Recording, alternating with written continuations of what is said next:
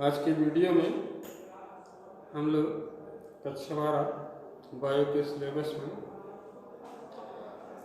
खाद्य उत्पादन में सुधार, इम्प्रूवमेंट इन फूड प्रोडक्शन के बारे में अध्ययन करेंगे।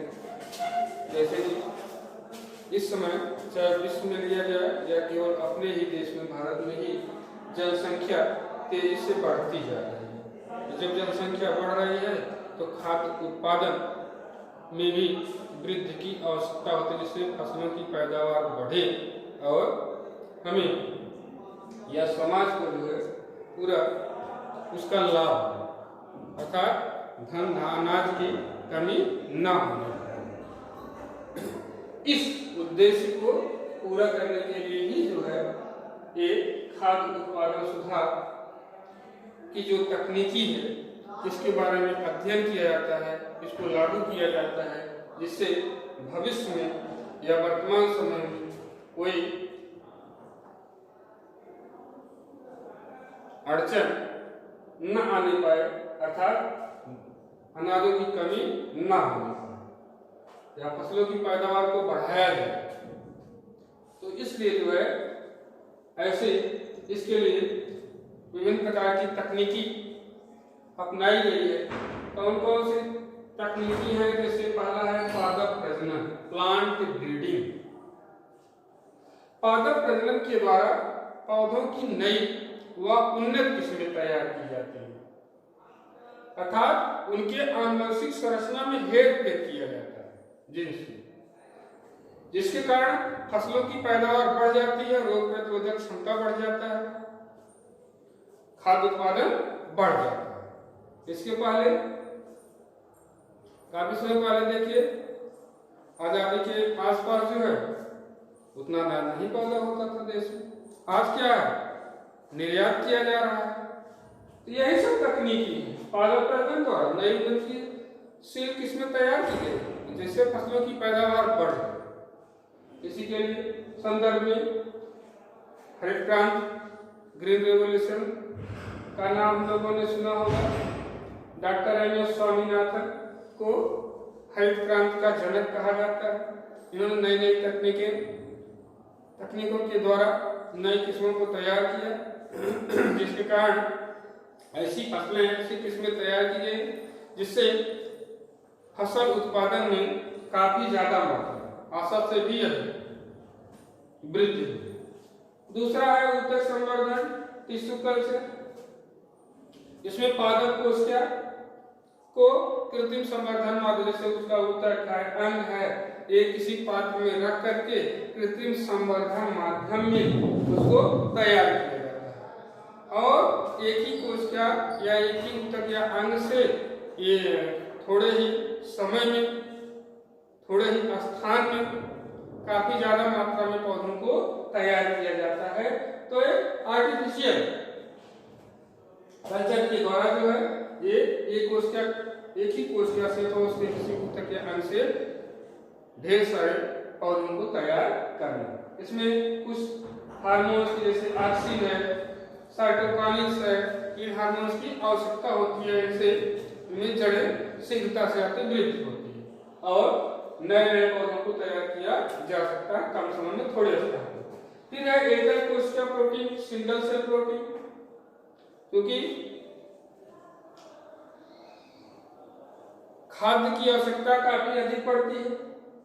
यदि कोई ऐसा पौधा तैयार कर लिया जाए कि एक ही पौधे में काफी ज्यादा मात्रा में जैसे प्रोटीन है, मिनरल्स, खनिज लवण है, फैट, विटामिन, कार्बोहाइड्रेट्स, यदि एक ही पौधे में सब पर्याप्त मात्रा में मिल जाए तो और अच्छा होता है।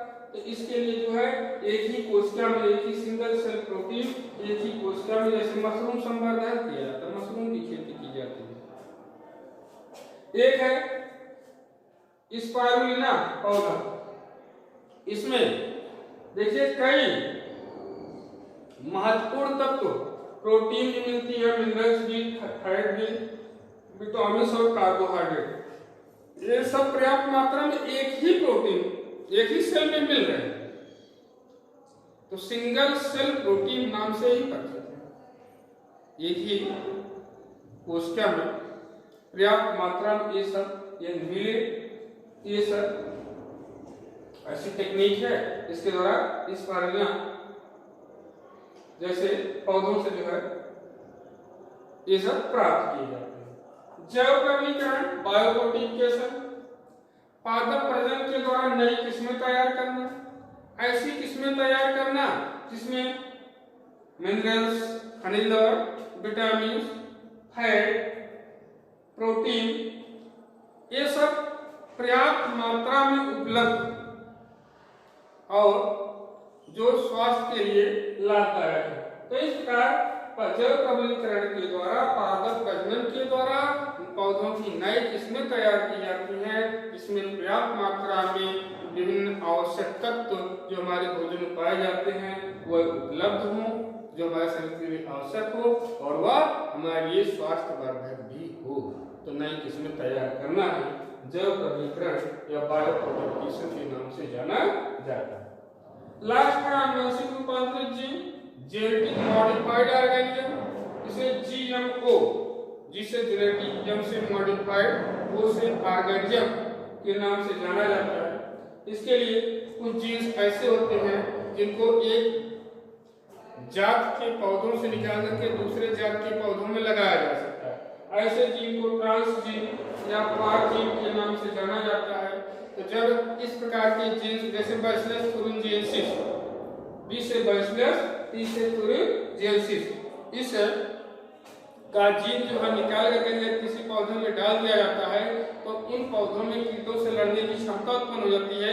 हमें कीटनाशक दवाओं को छिड़कने की आवश्यकता नहीं होती है। तो ऐसी फसलें जो जिनमें कीट रोधक क्षमता अपने आप उत्पन्न हो जाती है, केवल जीन्स में परिवर्तन करके हेरफेर करके, तो ऐसी फसलों को बीटी फसलें या बीटी क्रॉप्स के नाम से जाना जाता है। जैसे बीटी बैगन है, बीटी धान है, बीटी गेहूं है, बीटी कपास है, बीटी मक्का है। तो ऐसी फसलें तैयार की गई हैं। तो कुल मिलाकर के ये दो पांच प्रकार की हम लोग तकनीकी पढ़े, पादप प्रजनन, ऊतक संवर्धन, एकल कोशिका प्रजनन, जैव प्रमाणीकरण, आनुवंशिक रूपांतरित जीन, ये सब जो है इन सभी का मुख्य उद्देश्य है खाद्य उत्पादन में सुधार करके फसलों की पैदावार बढ़ाई जाए और ज़्यादा से ज़्यादा जो है उत्पादन क्षमता बढ़े और स्वास्थ्य वर्धक अनाज, फल, सब्जियां ये सब तैयार किए जाएं जिसमें कीटनाशक आग की आवश्यकता ना हो, रोग कम लगे ऐसी फसलों में।